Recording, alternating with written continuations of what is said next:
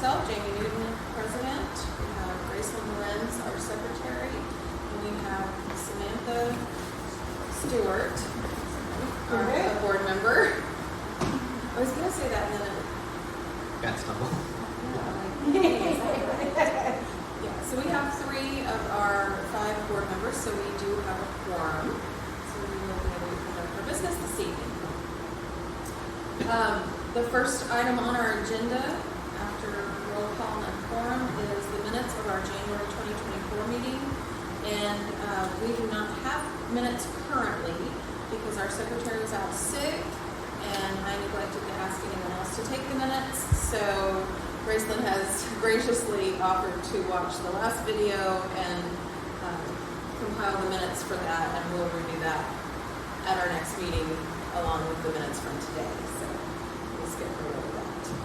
So then our next item on the agenda is our director's Okay, report. fantastic. Okay, I promise I'll try to keep this pretty concise this time. We got a couple of updates and exciting things to show y'all.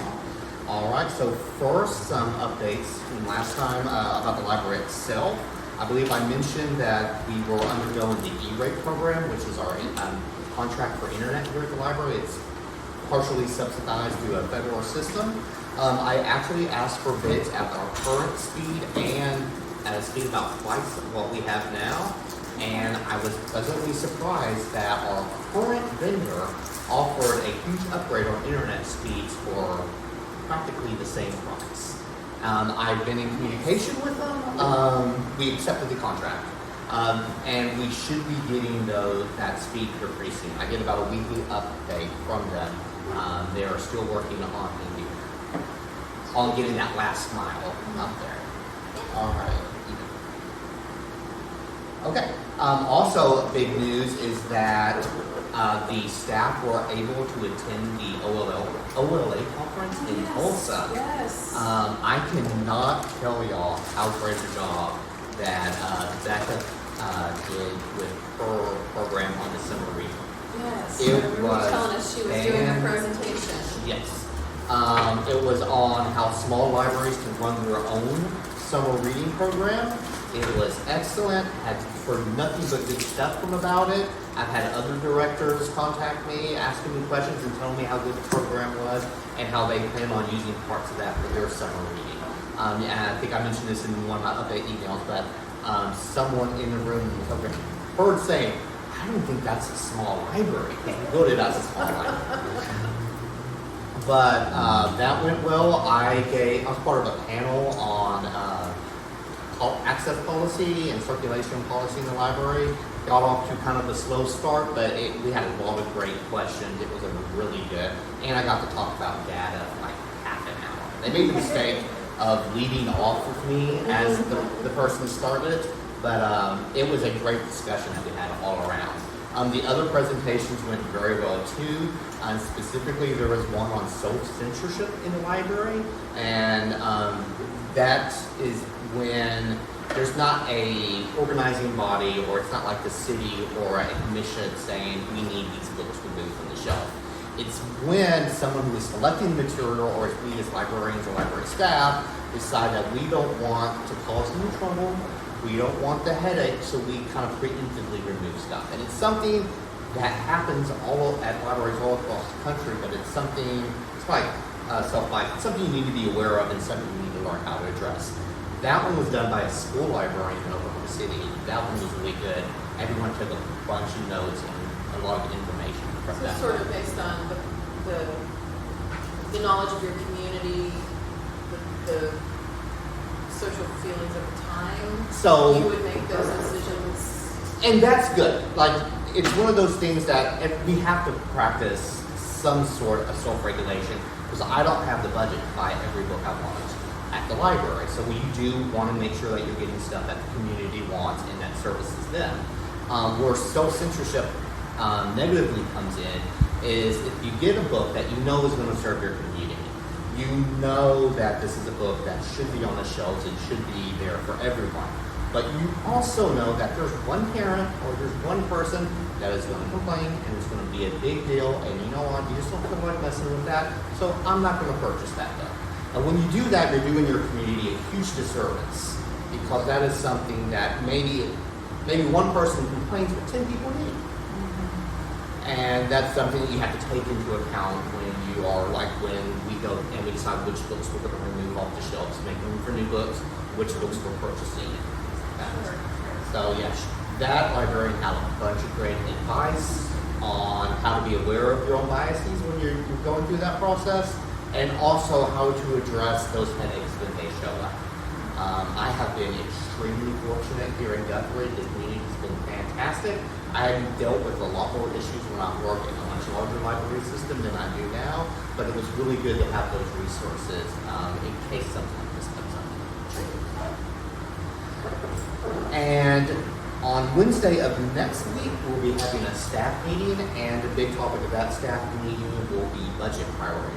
The city here will start working on their budget in May, right at summer reading, which is awesome.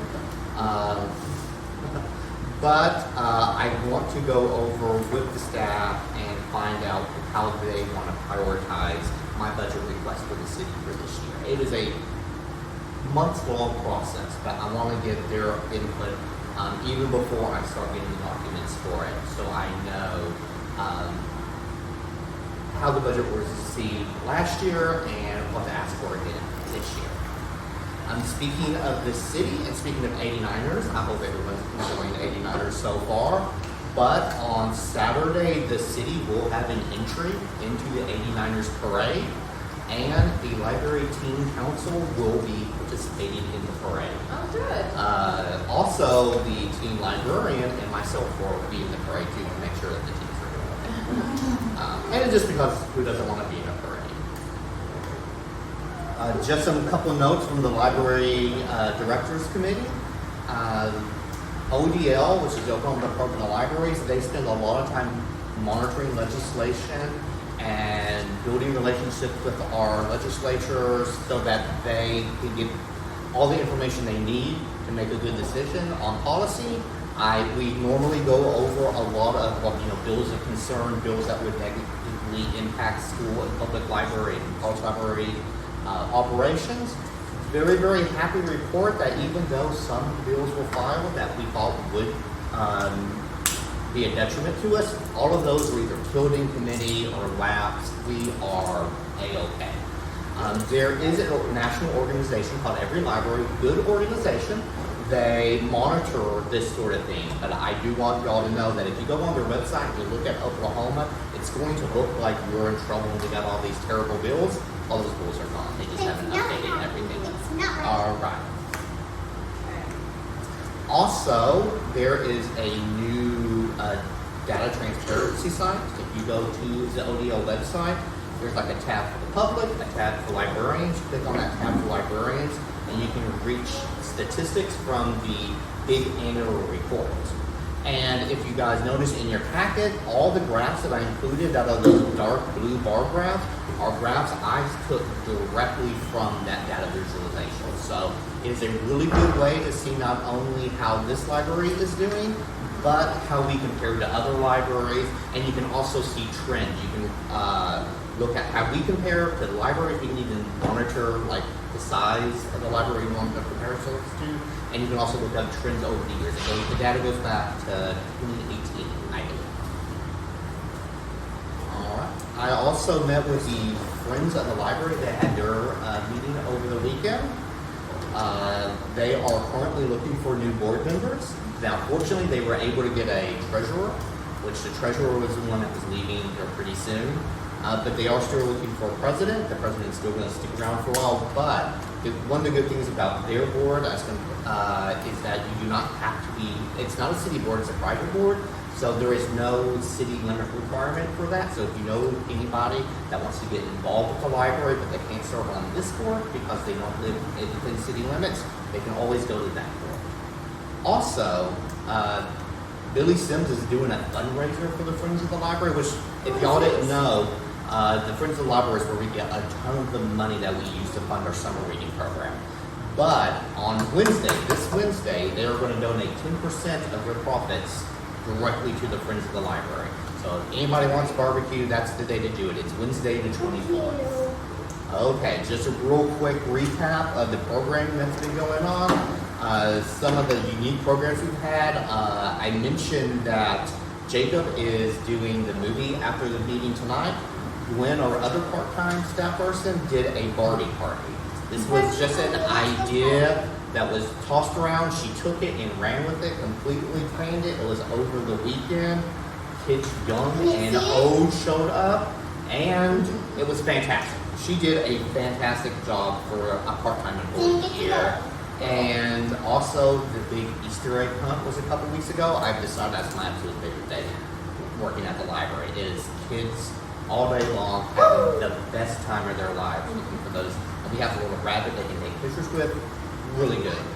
Are they hidden in the library? We hide them in the library. Oh, that's so fun. Yes, yes. Oh, that's great. That's actually one of the reasons I like it, since I get to go hide the eggs. So yeah, they all stay in here and they read their story, and I'm out there like throwing eggs at the shelves and stuff. It's a great time. We also tried a seed exchange last month.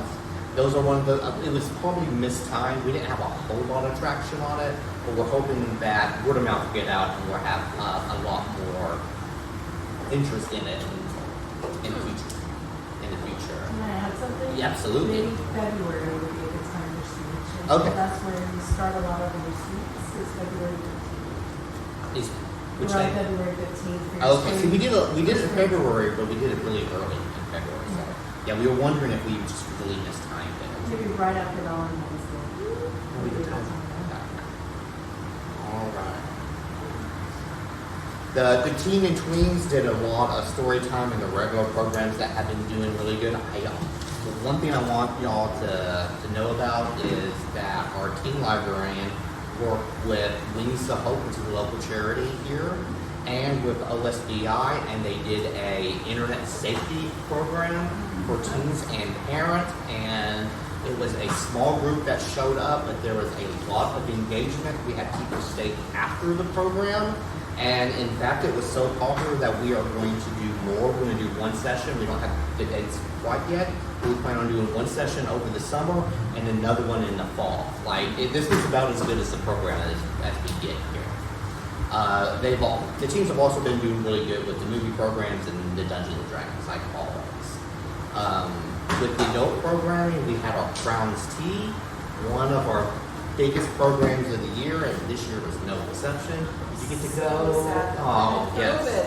I had COVID. Oh. I was so sad to miss it because I absolutely had the best time last year. The program was so popular, I was like going through, because every month I go through the attendance and the programming stats, and I had to run to the back and like, what's up with the programming stats? Did someone enter the numbers wrong? Because this is too big of a spike. That's what it was. It was the Crowns Crowns Tea. Tea. Yes. It's fantastic. If y'all have never been, Yeah, we do it every I year. suggest you go. It's wonderful and very informative. The speakers are always great, and it's just fun to get to dress up and have tea and hors d'oeuvres and appetizers and things. It's wonderful. And this is the program that they do across the state, and it's been real exciting to see it flourish at not just this library, but I did not know that. Yeah. Because I was talking to someone from a library. She's the director of a library in the northeastern part of the state, and she was real excited because it's like I just have to make it through the end of the week. Crowns Tea, this is the week after. I'll be happy then. So. I did not know it. Yeah. Libraries as well. That's fantastic. All right, just a couple of notes about the collection. I included a lot of stats that were done over time, and one of the things that you're going to consistently see in these stats over time is that our library, and really every library in Oklahoma, you can actually look at that on that. You can actually look at an accumulation of every library in Oklahoma. But library use is going through the roof, and then something happened in 2020, and everything's regular. But something that we've been noticing here is that we're starting to get back to that pre-COVID level. It's taken about 4 years for us to get there, and we're not quite there yet, but we are starting to see the visits come back, circulation come back, things like that come back. Another thing I want to point out when you're looking at the stats, especially the blue graph stats that I pulled from the ODO website, is that I did data collection differently than my predecessor did, and I think that especially in the collection stat reflects that. So it's not that we lost a bunch of books, I think they were just accounted for differently. But I do want to point out that our per capita circulation stats for a community as small as here in Guthrie, we are batting above the average for the state as far as books being checked out. And most of those tend to be children's books, which I think speaks well for the future of the library. All right. Yeah, and if you look at the data of how large the collection is, we do run a slightly smaller size collection than comparable libraries, but huge checkouts. So that is something that we may look into when we're starting to make our budget requests. Also, I think I included the amount of money that we spend on adult books, and it looks like there's a huge drop. That is because those stats do not include the very, very generous donations that we get from a local benefactor for our collection.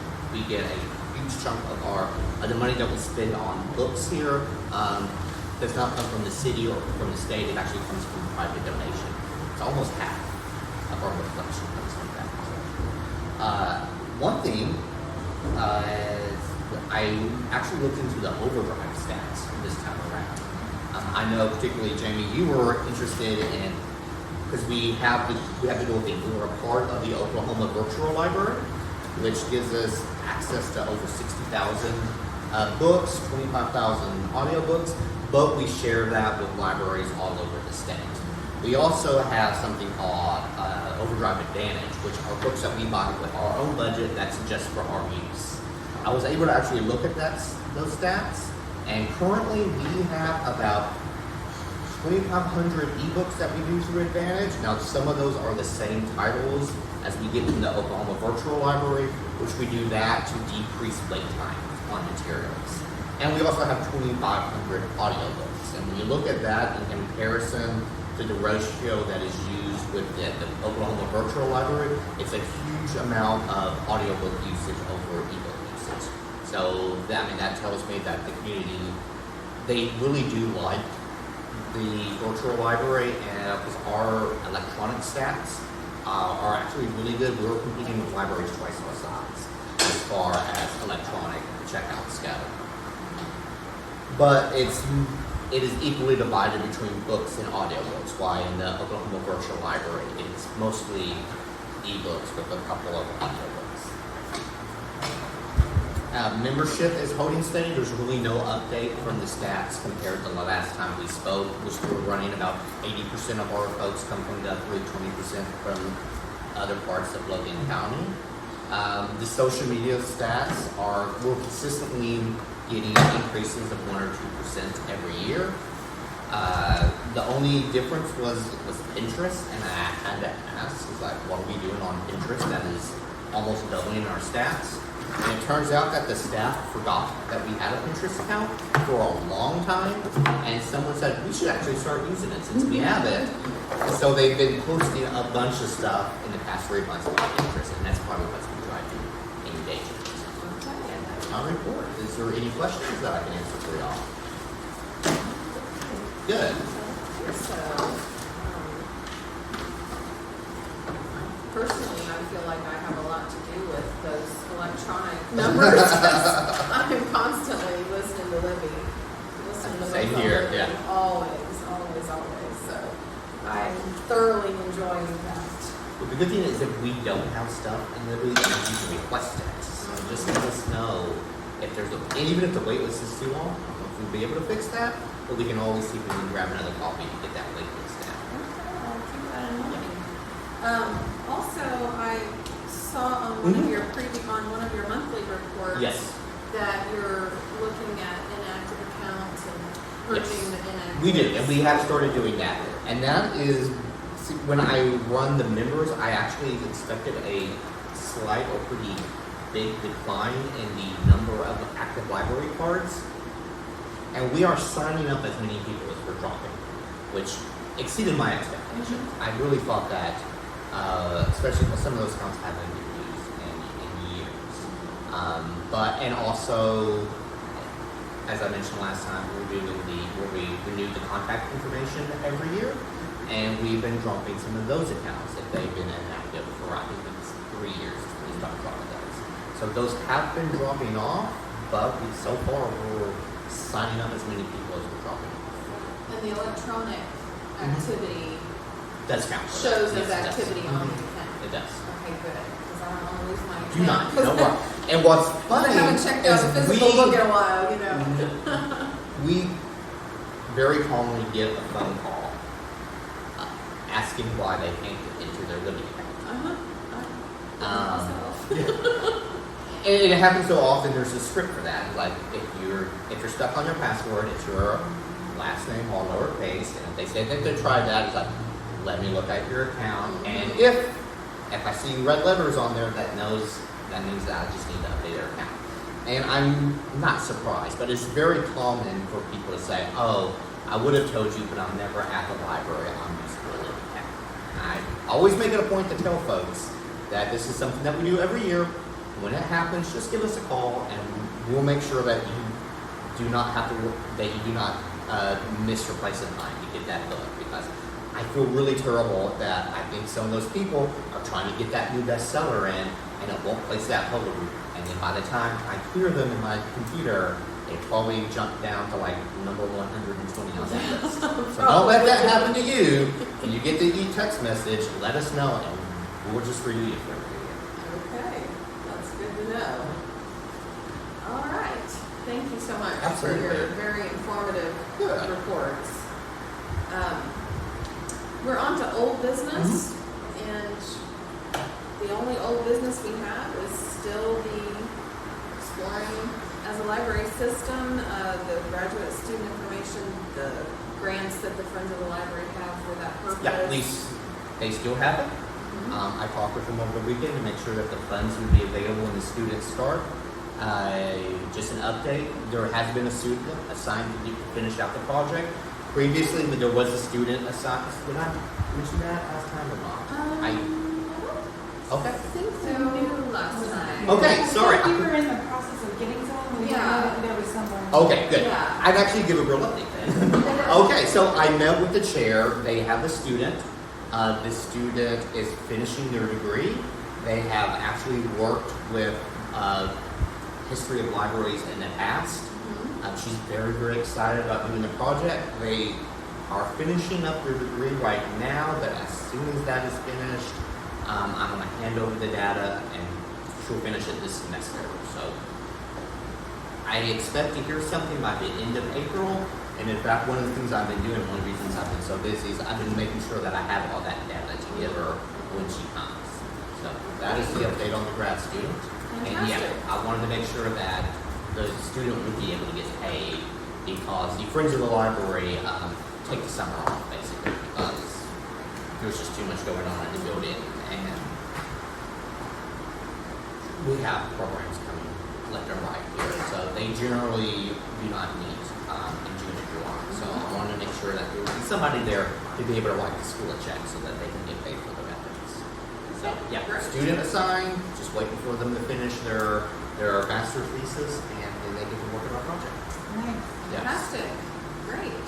Love to have a forward-moving update on that. Yes. We hate to see things on old business for so long, Right. but this is a very long process, so it may still be on there for a while, but that's okay. I was not aware of any new business that needed to be added to the agenda. Do you I actually have anything? a question, and I want to run something by y'all too. I want to start with the easy one first. So currently, in order to get a library card, you have to show 2 pieces of ID. You basically have to show a piece of ID for your person and a piece of ID for your residence. I looked at first I thought I was going to make a policy change to see if we can get that down to 1 piece of ID, because not everyone has 2 pieces of ID readily available. And you know, some of our folks are people that have walked out of Staples, see that there's a library here and want to pop in and get a card. And I absolutely do not like it when I have to turn people away. Even though I say, here's the application, just bring the stuff back and I will get you that card, I know that they're not all around. probably less than half the people return. I actually looked over our policy, and it does not require a policy change. So this is nothing I have to bring before city council or anything like that. It just looks like the previous interpretation of the policy was two pieces of identity. The policy states that they have to show proof of identity and proof of residency. I don't see anything there that says that you can't have one piece of identification, which everyone has, that has both. Now, if they have an address that's outside of Logan County, or they try to get it in a different address, then yes, we would obviously want a proof of ID or proof of residence in some other form. But I also think that for 90% of the people that try to get a library card, a driver's license is more than sufficient. It would also cut down on the times that we have to turn people away when they want our service. And that's what I said when I became director. One of the big things I want to do is I want to make the service more accessible to the people in the county. And to me, this is a very easy way that we can do that. So, question. Yes, absolutely. For eligibility Mhm. for a card, if I recall, Yes. the policy is that they must be a resident of Guthrie, Of Logan County. of Logan County, Correct. or work in Yes. Rome. Right, yeah. The parameters is not the city of Guthrie, it's Logan County. Or work here. Correct. So even if You can- if their address was Edmond, Yes. but they work here, Then we would so probably then you would require need a second. an additional piece to prove that they would meet that part of the eligibility requirement. Yes, and I've actually looked into that before, and there are very, very few cards that people are using their employer to get a library card. There are handfuls, there's probably about a dozen or so. It's very, very few. Yeah. Okay. Well, it sounds to me like you've interpreted it correctly. If one piece meets both the physical identification and the residential identification, then the one piece should be enough. So it's a driver's license with your current address and your. Yes, yeah. Yeah. Instead of having people like drag up a utility bill, Right. just show us the same piece of information that they already showed us, yeah. Absolutely. And I feel a lot more comfortable now that we're doing the renewals too, because even if something does slip through the cracks, we should be able to get it on renewals when we do that. Yeah, and I feel like the potential for someone to have an older driver's license with an older address Mhm. is there, It is, yeah. but the occurrence of that would be, I feel like it'd be minuscule, and And even if even if it happened, they would probably have no bill or no piece of mail that they're slated. I mean, for the one time a year that would happen, I don't think that that's gonna harm the library I in don't. any way, so I would rather err on giving out too many libraries. I agree.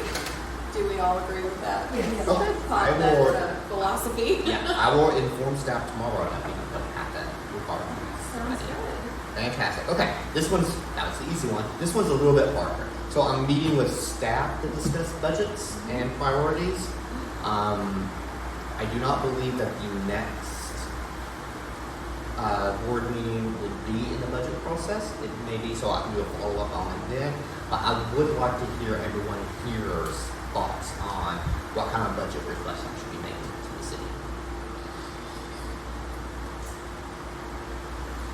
I want more electronic. More electronic, okay. Like, And that is a more- separate Yeah. budget. We have a book budget, and we also have the electronic budget. Yeah, Yeah. so more like really, Okay. more available. More availability for, staff, that would be my request as Okay. well.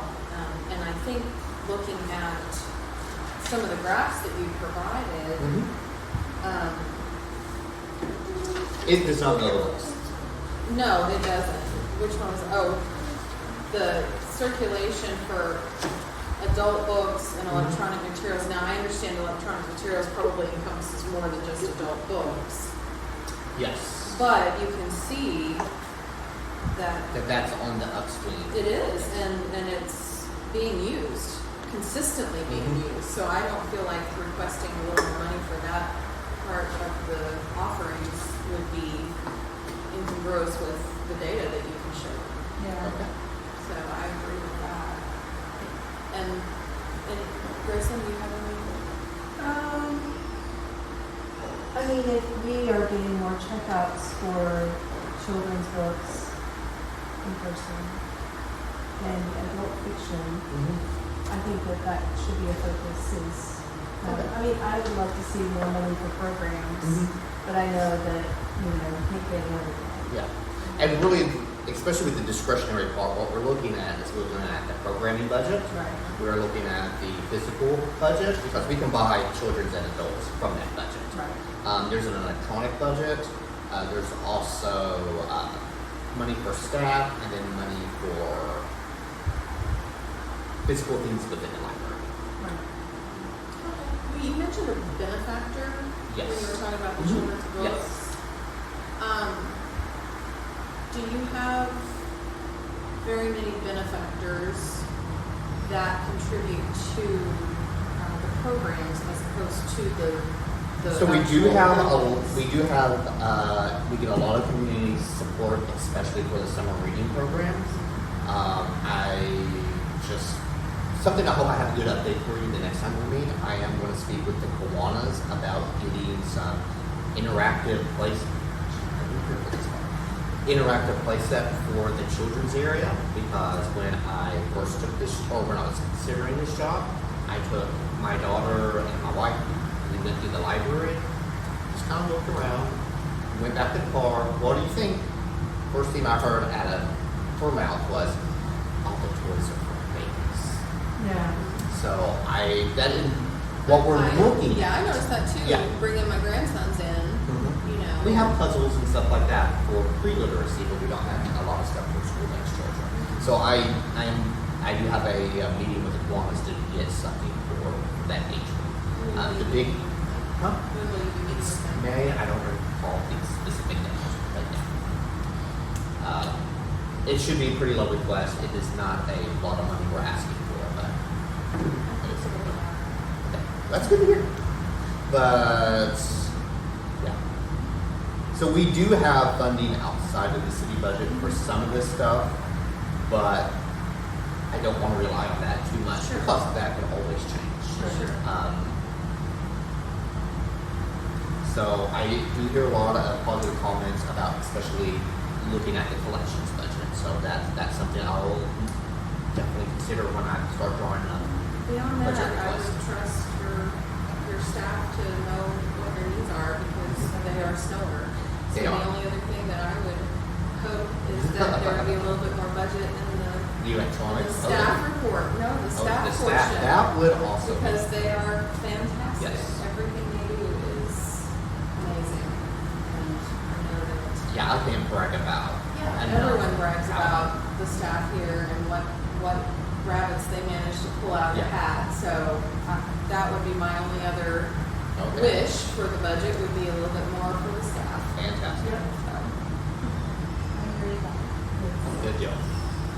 anything else under new business? Okay. Well, we have no public with us this evening, so we would have no public comments. So if there isn't anything further to come before our board meeting today, then Madam President, I move for adjournment. then we have a motion for adjournment. Do I have a second?